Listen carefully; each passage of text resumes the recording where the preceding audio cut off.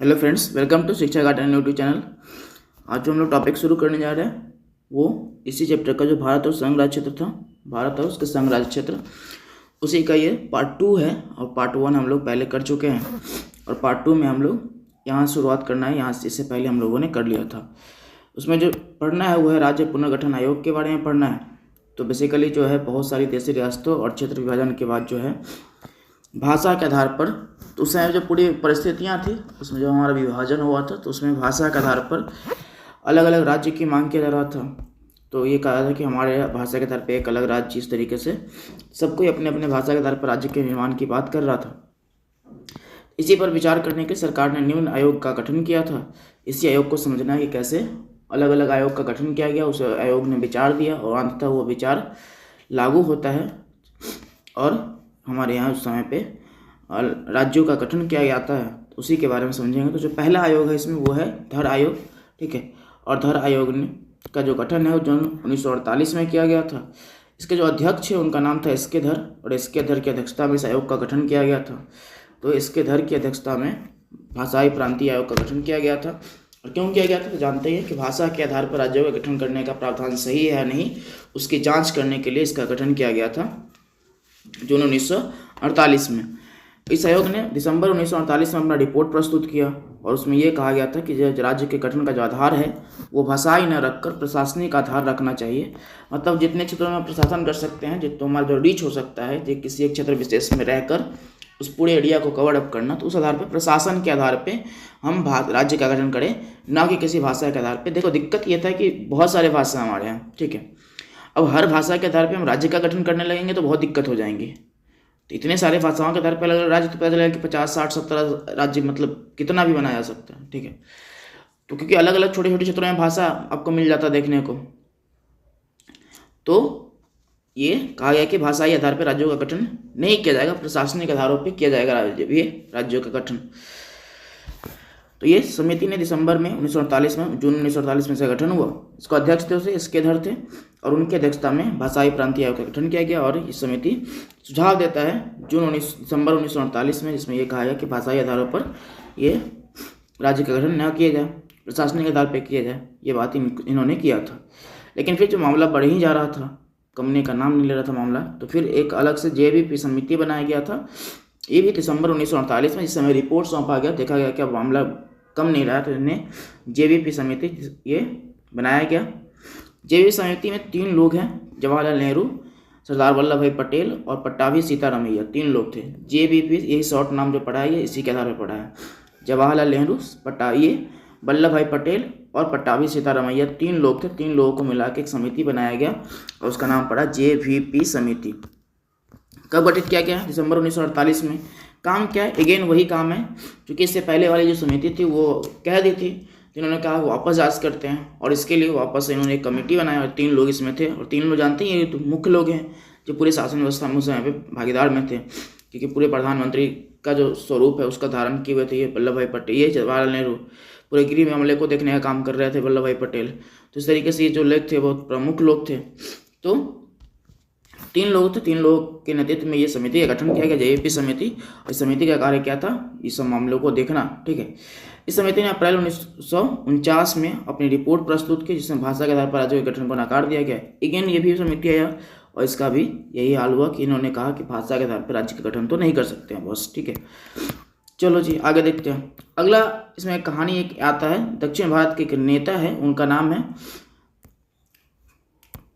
Potty Sriramulu, ठीक है। दक्षिण भारत के नेता हैं और इन्होंने भूख हड़ताल पे कर दिया था। क्यों? क्योंकि ये तेलुगु भाषा के आधार पे राज्यों का गठन की मांग कर रहे थे और आंध्र प्रदेश का मांग हो रहा था कि तेलुगु भाषा के आधार पे एक राज्य का गठन किया जाए, आंध्र प्रदेश राज्य का, ये मांग कर रहे थे। लगभग 56 दिनों तक इनका भूख हड़ताल चला। भूख हड़ताल के बाद 56 दिनों के भूख हड़ताल के बाद इनकी मृत्यु हो गई। और मृत्यु हो गई तो सरकार को लगा कि यह मामला खराब हो सकता है, क्योंकि एक व्यक्ति जो उस क्षेत्र विशेष की मांग के लिए और उस राज्य के निर्माण की मांग के लिए काम कर रहा था, उसकी मृत्यु हो गई। तो सरकार ने ये 10 अक्टूबर 1953 को भारत सरकार ने तेलुगु भाषा के आधार पर पृथक राज्यों का आंध्र प्रदेश राज्य का गठन कर दिया, ठीक है। ये बात ध्यान में रखना। और जब ये गठन हो गया तो फिर अब भाषा के आधार पर तो एक राज्य का गठन हो गया, तो वापस इन्होंने एक कमेटी बनाया, ठीक है, एक आयोग बनाया और उसका आयोग का जो नाम था वो था फजल अली आयोग। फजल अली आयोग बनाएगा दिसंबर 1953 में फजल अली, ये फजल होगा फीजल नहीं, फजल अली की अध्यक्षता में सरकार द्वारा 3 सदस्यीय समिति का गठन किया गया और इस आयोग ने अपनी रिपोर्ट 1955 में प्रस्तुत की, 53 में बना था, 1955 में प्रस्तुत किया और उसी के आधार पर, जिसमें भाषा के आधार पर राज्यों के गठन के बात को स्वीकारा गया। लेकिन एक बात उसमें यह कहा गया है कि देखिए, जो बहुल भाषा होगी, मतलब जो मूल भाषा, मतलब जिन क्षेत्रों में एक भाषा जो बहुत अधिक मात्रा में बोली जाती है, उस भाषा के आधार पे राज्य का गठन किया जाएगा। अब मान चलिए कि एक क्षेत्र है, ये क्षेत्र है, इस क्षेत्र में 4 अलग अलग भाषाएं बोली जाती है, चारों भाषा के आधार पे अलग अलग राज्य का गठन तो नहीं करेंगे। मतलब एक छोटा ये राज्य बन गया, ये बन गया, ये बन गया, ये बन गया, इतना ही में 4 राज्य बन गया, ठीक है। तो इसमें ये कहा है कि जो भी भाषा जो बहुत अधिक बोली जाती है, उस भाषा के आधार पर उस राज्य का गठन करेंगे और आप उस लोकल भाषा को अलग अलग क्षेत्रों में आप बोल सकते हैं, ठीक है। तो आप ऐसे चाहे तो बोल सकते हैं, लेकिन जो मूल, जो बहुत अधिक मात्रा में उस भाषा को बोली जाती है उन क्षेत्रों में, उसी के आधार पर एक राज्य का गठन किया जाएगा। तो उसी आधार पर राज्य के गठन के प्रावधान आया और फिर आया 7वां संविधान संशोधन अधिनियम 1956 और उस संशोधन अधिनियम के तहत क्या हुआ कि 1 नवंबर 1956 को 14 राज्य एवं केंद्र शासित प्रदेश का गठन किया गया था। तो ये उस समय पे प्रावधान आया, ठीक है। तो इस रिपोर्ट के प्रस्ताव के आधार पर 7वें संविधान संशोधन अधिनियम 1956 द्वारा 1 नवंबर 1956 को ये राज्यों का गठन का प्रावधान आया, जिसमें 14 राज्यों मूल रूप से गठित किया गया था, ठीक है। अब इस संशोधन में एक बात और हुआ कि संशोधन के द्वारा क ख ग घ जो सभी प्रावधान थे उसको खत्म कर दिया गया, ठीक है। क ख ग के प्रावधान को खत्म कर दिया गया और 2 वर्ग का उदय हुआ और एक का नाम पड़ गया राज्य और दूसरा का नाम पड़ गया केंद्र शासित प्रदेश। तो 2 वर्ग राज्य और केंद्र शासित प्रदेश बना दिया गया, ठीक है। उसके बाद फिर अलग अलग प्रावधान आपको देखने को मिलता है। राज्य पुनर्गठन अधिनियम आया। राज्य पुनर्गठन अधिनियम के तहत आपको 1956 के जो अलग अलग राज्यों का गठन किया गया अलग अलग समय पे, तो मूल रूप से उस समय पे आपको उतना ही देखने को मिलता है, 14 राज्य देखने को मिलता है, ठीक है। लेकिन फिर बाद में अलग अलग राज्यों का जो आज 28 राज्य है उसका कहीं ना कहीं गठन तो हुआ ही होगा। 1956 के बाद अलग अलग राज्यों का गठन हुआ, जिसके बारे में आपको समझना है, ठीक है। तो इस वाले बात को हम समझ लेते हैं। शुरुआती दौर में क्या था, जब भी वो 1956 का अधिनियम आया, 7वां संविधान संशोधन अधिनियम 1956 जो 1 नवंबर 1956 से लागू हुआ था, उसमें क्या था, 14 राज्य थे और एक 6 केंद्र शासित प्रदेश था। ये 2 चीज़ें आपको, 14 राज्य और 6 केंद्र शासित प्रदेश। उसके बाद अभी जो स्थिति है हमारे यहाँ, वो 28 राज्य और 8 केंद्र शासित प्रदेश हैं, वो अलग अलग समय पर बने हैं और कैसे बने हैं वो हम अभी देख लेते हैं। तो ये जो हेडिंग है यहाँ पे वो है राज्य पुनर्गठन अधिनियम 1956 के बाद गठित राज्य व केंद्र शासित प्रदेश, कैसे कैसे पूरा इतिहास रहा है उसके बारे में समझिए। पहला जो है पांडिचेरी, कराईकल, येनम तथा माहे को मिलाकर 14वां संविधान संशोधन अधिनियम 1962 के द्वारा पांडिचेरी केंद्र शासित प्रदेश का गठन किया गया। पांडिचेरी, कराईकल, येनम और माहे। देखो जो पांडिचेरी है, जिसको आज के डेट में पुडुचेरी कहते हैं, जो 2006 में इसका नाम बदल गया, अलग से आप उस पर लेक्चर पे देखेंगे, अलग से एक पूरा लेक्चर देखेंगे इसमें नाम परिवर्तन कैसे कैसे कब किसका किया गया है वो भी आप समझेंगे, ठीक है।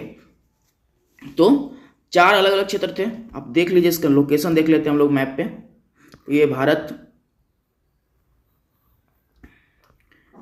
है और भारत के 4 अलग अलग जिलों राज्यों में 3 राज्य जुड़ा हुआ है, आंध्र प्रदेश, तमिलनाडु और केरल। तो ये आंध्र प्रदेश है, आंध्र प्रदेश में एक जगह है एनम, ये तमिलनाडु में 2 जगह है, पांडिचेरी और कराईकल 2, और यहाँ पे केरल, और केरल में एक जगह है माहे। तो माहे, पांडिचेरी, जिसको आप आज के डेट में पुडुचेरी कहते हैं आप, कराईकल और येनम, ये 4 क्षेत्र था जिसका संबंध 3 राज्यों से है, आंध्र प्रदेश, तमिलनाडु और केरल। इन 3 राज्यों में 4 क्षेत्रों को मिलाकर ये एक अलग से पांडिचेरी राज्य का, पुडुचेरी जो है, आज का जो पुडुचेरी है उसका केंद्र शासित प्रदेश का गठन किया गया था, जो 1962 में हुआ था, ठीक है। चलिए आगे देखते हैं हम लोग। अगला जो टॉपिक है वो है दादर और नगर हवेली को बनाया गया। दादर एवं नगर हवेली को 10th CAA 1961 के द्वारा जो 10वां नंबर का संविधान संशोधन है। CAA का मतलब होता है कॉन्स्टिट्यूशंस अमेंडमेंट एक्ट, ठीक है, कॉन्स्टिट्यूशंस अमेंडमेंट एक्ट। इसी को हिंदी में कहते हैं संविधान संशोधन अधिनियम, संविधान संशोधन अधिनियम। आप इसको इंग्लिश में लिखना चाहें तो लिख सकते हैं, कॉन्स्टिट्यूशन अमेंडमेंट एक्ट, इसी को बोलते हैं शॉर्ट में CAA, ठीक है। एक CAA जो आप आज जानते हैं सिटीजनशिप अमेंडमेंट बिल है, जिसका बहुत विरोध भी हुआ था, वो अलग चीज़ है। ये है कॉन्स्टिट्यूशन अमेंडमेंट एक्ट, संविधान संशोधन अधिनियम। और इस अधिनियम के तहत ये संविधान में कुछ बदलाव किए जाते हैं। उसमें हमारे यहाँ जो है 10वें संविधान संशोधन अधिनियम के द्वारा 1961 में, ठीक है, केंद्र शासित प्रदेश के रूप में भारत में मिलाया गया था किसको, दादर और नगर हवेली को, ठीक है। और ये किन क्षेत्रों में है, महाराष्ट्र वाले हिस्से में पड़ेगा आपको। जो ये भारत है, भारत के जो ये वाला हिस्सा है यहाँ पे आपको मिलेगा, ठीक है। महाराष्ट्र और गुजरात के बॉर्डर वाले हिस्से पे दादर और नगर हवेली है, ठीक है। तो यहाँ पे इसको मिलाया गया था कब, 10वें संविधान संशोधन अधिनियम 1961 के द्वारा। अगला है गोवा एंड दमन और द्वीप। गोवा और दमन और द्वीप को 1962 में संघ राज्य क्षेत्र में घोषित किया गया और 1987 में गोवा को संपूर्ण राज्य का दर्जा दिया गया और उसके बाद दमन एवं द्वीप को केंद्र शासित प्रदेश बना दिया गया। तो इसका भी लोकेशन आप जानते ही हैं, ये वाला जो क्षेत्र है पूरा आपका, सॉरी, ये यहाँ पे आपको मिल जाएगा द्वीप, दमन, और ये गोवा है, गोवा महाराष्ट्र और क्या बोलते हैं, गोवा जो है महाराष्ट्र और कर्नाटक के, महाराष्ट्र के निचला वाला हिस्सा, कर्नाटक के ऊपरी वाला हिस्सा में इस वाले जगह पे आपको गोवा मिल जाएगा। तो यहाँ पे आपको गोवा है और इस गोवा वाले हिस्से, गोवा और द्वीप और दमन, इन दोनों को केंद्र शासित प्रदेश बनाया गया था कब, 1962 में। और 1987 में फिर वो अगेन गोवा को अलग से पूर्ण राज्य का दर्जा दिया गया और ये दो अलग से केंद्र शासित प्रदेश रह गए, ठीक है। तो ये अपडेट था ये। उसके अलावा 1960 में भाषाई आधार पर बम्बई राज्य का विभाजन कर दिया गया और गुजराती भाषा के आधार पर गुजरात का तथा 15वें राज्य के रूप में गठित किया गया और फिर उसी को बम्बई को महाराष्ट्र कर दिया गया और जो ये गठन हुआ वो गुजरात का हुआ। तो मूल जो नाम था उसका परिवर्तन नहीं होता है, उसके साथ जो अलग निकलते हैं उसका परिवर्तन होता है, ठीक है। मूल नाम का परिवर्तन नहीं होता है। जैसे झारखंड से निकला बिहार, तो झारखंड का नाम है कि झारखंड बना है, ना कि बिहार बना है। बिहार तो मूल रूप से था ही, उसमें से झारखंड निकल के झारखंड अलग से बना था। तो यहाँ पे भी क्या था, बॉम्बे प्रेसिडेंसी था जिसे को महाराष्ट्र कर दिया, कहा दिया गया, और इसको गुजरात नया बना तो उसको ये कह दिया गया। तो अब कैसे था ये पूरा देख लीजिए। ये जो आप देख रहे हैं पूरा एरिया, ये है भारत और भारत ये। तो ये जो पूरा एरिया था यहाँ से यहाँ तक का, महाराष्ट्र और गुजरात को मिला के पूरे को बोलते थे बॉम्बे प्रेसिडेंसी। अंग्रेज के टाइम पे बॉम्बे प्रेसिडेंसी, बॉम्बे प्रांत का हिस्सा था ये। और उसके बाद 1960 ईस्वी में क्या गया कि गुजरात को अलग कर दिया गया और ये महाराष्ट्र को अलग कर दिया गया और दोनों को भाषाई आधारों पे, तो इसको गुजराती भाषा के आधार पर और इसको मराठी भाषा के आधार पर अलग राज्य का दर्जा दिया गया। ये बात है आपको, ठीक है। तो 1960 में ये हुआ था, 15वें राज्य के रूप में गुजरात अलग से एक राज्य का हिस्सा बना था। अगला जो है वो है आपका 1963 में असम को विभाजित कर नागालैंड को 16वां राज्य के रूप में गठित किया गया था। अगेन असम से विभाजित क्यों किया जा रहा है कि असम चूंकि मूल रूप से पूरा प्रांत था, ठीक है, जो अंग्रेजों के समय से चला रहा है, तो उसी असम प्रांत से निकल के अलग अलग राज्य का गठन किया। तो नागालैंड का गठन भी इसी तरीके से हुआ है। तो 16वें राज्य के रूप में 1963 में नागालैंड का गठन किया गया, ये याद रखना आपको। और किससे निकला है, असम से निकला है। और नागालैंड का आप यदि क्षेत्र देखना चाहते हैं तो ये उत्तर पूर्वी भारत का मैप है, ठीक है। और इसमें ये पूरा जो क्षेत्र देख रहे हैं ये पूरा असम का क्षेत्र है। असम से ही यहाँ पे आपको नागालैंड मिल जाएगा। तो ये नागालैंड ऊपर में अरुणाचल प्रदेश और यहाँ पे नागालैंड इससे निकला और 1963 में 16वें राज्य के रूप में एक राज्य का दर्जा दिया गया इसको, ठीक है। चलो आगे है 1966 में पंजाब को विभाजित कर हरियाणा को 17वें राज्य के रूप में गठित किया गया। पंजाब जो पूरा प्रांत हुआ करता था अंग्रेजों के समय से, उसी को अलग से विभाजित किया गया और एक राज्य बनाया गया हरियाणा को, ठीक है, 1966 में। इसी के साथ स्टार लगा के यहाँ बात लिखा हो, जब आप जब नोट्स करेंगे तो स्टार लगा के कर लीजिएगा नोट, ठीक है। चलो देखो यहाँ पे ये जो है चंडीगढ़ को पंजाब तथा हरियाणा दोनों राज्यों का क्या कर दिया गया, राजधानी बनाते हुए केंद्र शासित प्रदेश का गठन का प्रावधान किया गया था। वो इसी समय पे हुआ था, ठीक है। 1972 में मेघालय को 21वें राज्य के रूप में दर्जा मिल गया। तो इसको मेघालय को क्या हो गया, 21वें राज्य के रूप में दर्जा मिला 1972 में, ठीक है। ये ध्यान रखिएगा आप।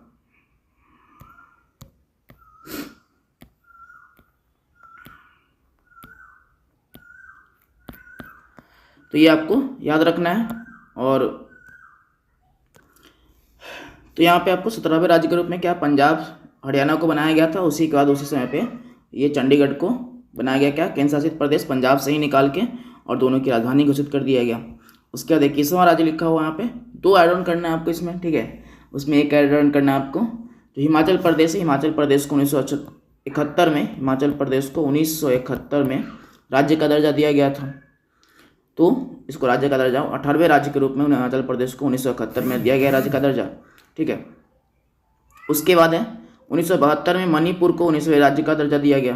तो ये 17वां राज्य हरियाणा, 18वां राज्य में आपका बन गया हिमाचल प्रदेश, और 1972 में मणिपुर को 19वें राज्य के रूप में दर्जा दिया गया है। मणिपुर जानते हैं पूर्वी वाले हिस्से में आपको पड़ेगा, उत्तर पूर्वी क्षेत्रों में। और 20वें राज्य के रूप में त्रिपुरा को बनाया गया था 1972 में ही। तो 1972 में 2 मणिपुर और त्रिपुरा को राज्य का दर्जा दिया गया। और 21वां राज्य जो है यहाँ पे लिखा हुआ है, ये 2 राज्य नहीं लिखा हुआ तो आप ऐड कर लीजिएगा उसको। ठीक है, 21वां राज्य जो 1972 में मेघालय को 21वें राज्य के रूप में पूर्ण राज्य का दर्जा दिया गया, ये ध्यान रखना है। 1975 में सिक्किम को 22वें राज्य के रूप में पूर्ण राज्य का दर्जा दिया गया, मतलब 1975 में राज्य बना, उससे पहले ये सह राज्य क्षेत्र था, केंद्र शासित प्रदेश के रूप में था। 1986 में मिजोरम को 23वें राज्य के रूप में दर्जा दिया गया है। तो मिजोरम को 23वें राज्य के रूप में 1986 में दर्जा दिया गया। मिजोरम का गठन जो 53वें संविधान संशोधन नियम 1986 के द्वारा किया गया है, ये ध्यान रखना आपको। चलो आगे देखते हैं हम लोग। 1986 में 50th जो CAA है, जो उसके तहत अरुणाचल प्रदेश को 24वें राज्य का दर्जा दिया गया था। ठीक है, और ये 1986 में हुआ था। 55वें संविधान संशोधन अधिनियम के द्वारा ये अरुणाचल प्रदेश को 24वें राज्य का दर्जा दिया गया। उसके बाद 1987 में गोवा को 25वें राज्य के रूप में पूर्ण राज्य का दर्जा दिया गया, ये ध्यान रखना आपको। 1 नवंबर 2000 को मध्य प्रदेश को विभाजित कर छत्तीसगढ़ को राज्य के रूप में गठित किया गया था, ये भी याद रखना आपको। ठीक है, तो 1 नवंबर 2000 को मध्य प्रदेश से अलग करके छत्तीसगढ़ को राज्य बनाएगा 26वें राज्य के रूप में। उसके बाद जो है वो 9 नवंबर 2000 को उत्तर प्रदेश को विभाजित कर उत्तराखंड को बनाएगा 27वें राज्य के रूप में। ठीक है, और 15 नवंबर 2000 को बिहार को अलग कर ये झारखंड को बनाएगा 28वें राज्य के रूप में। ये कुछ बातें जो हैं वो याद रखना आपको। इसमें कुछ नहीं, इसमें लिखिएगा और याद करना है, तो कुछ समझने लायक है नहीं कि आपको अलग से बताया जाए। बिहार को विभाजित करके तो एक अलग राज्य बना दिया गया, इसमें क्या ही बताना। ठीक है, चलो आगे देख लेते हैं जो बचा हुआ है इसका। विविध में कुछ बातें 27वें राज्य के झारखंड ये रिपीट हो रहा है, वहाँ पे लिखा हुआ है, वो लिख लीजिएगा। 28वें राज्य के रूप में तेलंगाना का निर्माण किया गया था। ठीक है, जो 2014 में आंध्र प्रदेश से अलग कर बनाया गया था। अब यहाँ पे आप थोड़ा सा देखिएगा, आपको लगेगा कि कन्फ्यूजन क्रिएट कर रहा हो भाई तुम बताइए। ये यहाँ पे 28वां राज्य झारखंड लिखा हुआ है, क्योंकि जो व्यवस्था में परिवर्तन हुआ उसके कारण से हुआ, चूँकि जम्मू कश्मीर को राज्य का दर्जा से हटा दिया गया, इस कारण से आपको नंबरिंग बिल्कुल चेंज मिलेगा। ठीक है, तो इधर हटाया गया। जब तेलंगाना 2014 में बना था तो 29वां राज्य के रूप में बना था। उससे पहले जितने भी राज्य थे अलग अलग राज्य के नाम से रहते थे, तो 28वां राज्य झारखंड लिखा हुआ, 29वां राज्य यहाँ पे तेलंगाना होना चाहिए था। लेकिन उसमें नोट्स में कुछ बच्चे ने क्या किया कि वर्तमान का जो सीक्वेंस था उसके हिसाब से लिख लिया है, तो उनकी कोई गलती नहीं है ना, मेरी गलती है। बस आप समझिएगा कि जो 2019 से पहले का जो सीक्वेंस था वो बिल्कुल डिफरेंट था, क्योंकि वहाँ पे जम्मू कश्मीर राज्य था तो वो अलग अलग राज्य का सीक्वेंस था। जैसे ही एक जम्मू कश्मीर राज्य से हटा उसका सीक्वेंस बिल्कुल बदल गया। जो 29 नंबर पे तो वो 28 पे आ गया, 28 वाले 27 पे चले गए। इस कारण से नंबरिंग आपको थोड़ा अंतर मिलेगा, तो आप अपने हिसाब से एडजस्ट कर लीजिए। ठीक है, यहाँ पे बच्चों ने ऊपर वाले में क्या था कि वो पहले के अनुसार से लिखा, इसमें बच्चों ने क्या किया है, इसको झारखंड और 27वां राज्य बना दिया है नया वाले सिक्वेंस के हिसाब से। अब जो है उसके बाद ये 28वां राज्य तेलंगाना का आंध्र प्रदेश पुनर्गठन अधिनियम 2014 के द्वारा बनाया गया था, आंध्र प्रदेश से अलग करके, यही बात लिखा हुआ है, और 28वें राज्य के रूप में इसका निर्माण किया गया था। फिर आता है जम्मू कश्मीर पुनर्गठन अधिनियम, जो जम्मू कश्मीर राज्य को 2 केंद्र शासित प्रदेशों में विभाजित कर देता है। जो वर्तमान का स्थिति देखेंगे तो ये जम्मू कश्मीर का पूरा क्षेत्र है, और इसमें जम्मू कश्मीर और ये जो पूरा क्षेत्र देख रहे हैं यहाँ से लेकर यहाँ तक, ये पूरा लद्दाख हो जाएगा। और नीचे वाला ये जो छोटा सा हिस्सा देख रहे हैं आप, ये वाला हिस्सा ये पूरा है जम्मू कश्मीर। तो ये 2 क्षेत्रों में बट गया, 2 केंद्र शासित प्रदेश में बट गया। एक का नाम हो गया लद्दाख और दूसरे का नाम जम्मू कश्मीर। और ये लागू कब हुआ व्यवस्था? 31 अक्टूबर 2019 से लागू किया गया है। ठीक है, और ये सरदार वल्लभ भाई पटेल के जन्मदिन से संबंधित है, इस कारण से इस व्यवस्था को इस समय से लागू किया गया। पहली बार जब ये आया, चूंकि पहली बार है तो इस कारण से राज्य क्या बनाया, ये पहली बार केंद्र शासित प्रदेश बनाया, तो उसके प्रथम जो उपराज्यपाल थे गिरीश चंद्र मुर्मू थे, और लद्दाख के प्रथम उपराज्यपाल थे राधा कृष्ण माथुर। ठीक है, याद रखना आपको। उसके बाद दादर और नगर हवेली तथा दमन एवं द्वीप अधिनियम लाया गया। ये द्वीप होगा, यहाँ पे द्वीप नहीं, इसको चेंज कर लीजिएगा, यहाँ पे द्वीप होगा। ठीक है, द्वीप लिखना है, द्वीप नहीं, ये वह कर लीजिएगा। तो दादर और नगर हवेली तथा दमन एवं द्वीप अधिनियम 2019 के तहत दादर और नगर हवेली और दमन एवं द्वीप केंद्र शासित प्रदेश को एक कर दिया गया, और इसका नाम बदलकर दादर एवं नगर हवेली दमन एवं द्वीप रखा गया।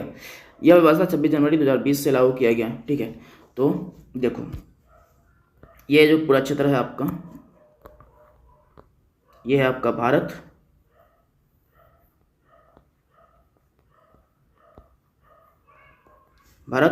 यहाँ पे आपको द्वीप मिल जाएगा, दमन मिल जाएगा, यहाँ पे द्वीप, दमन और दादर और नगर हवेली सब यहीं पे। ठीक है, इन दोनों को एक किया गया है और एक करने के बाद इन दोनों को, ये तीनों को एक किया गया है। पहले ये अलग अलग थे, दमन और द्वीप एक साथ था, दादर और नगर हवेली अलग अलग, ये अलग था। अब इस सबको एक करके एक ही केंद्र शासित प्रदेश बनाया गया है और इस अधिनियम को लाया था 2019 का अधिनियम था और इसको अलग से लाया गया और 26 जनवरी 2020 से लागू किया गया। तो अभी सब जो ये तीनों क्षेत्र है चारों, वो सब क्षेत्र दमन, द्वीप और दमन, दादर और नगर हवेली जो क्षेत्र है, ये सब एक ही नाम से जाना जाएगा, दमन और द्वीप, दादर और नगर हवेली अधिक। ठीक है, ये एक ही नाम से जाना जाता है। 26 जनवरी 2020 से व्यवस्था लागू हुआ है और इसी के साथ ये आपको 8 केंद्र शासित प्रदेश हो गया और 28 राज्य वर्तमान में आपको देखने को मिलता है। एक जो इसमें टॉपिक है वो है जो आज का जो वर्तमान राज्यों का कुछ नाम मिलता है, जिसका पहले पुराना नाम कुछ और था, वो आपको परिवर्तन देखने को मिलता है, वो भी अलग से एक टॉपिक बना देंगे और ये कंप्लीट हो जाएगा चैप्टर। इससे बेहतर कुछ नहीं हो सकता, इस तरीके से आप याद कर लीजिएगा और ये आपके काम का है, इससे बेहतर कुछ नहीं हो सकता इसमें। ठीक है, तब इसको देखिए, लिखिए, समझिए, कोई भी दिक्कत हो तो कमेंट करके बताइएगा। और PDF के लिए आपको पता ही है कि आपको टेलीग्राम चैनल ज्वाइन करना होता है, तो उसको देख लीजिएगा। ठीक है, बाय।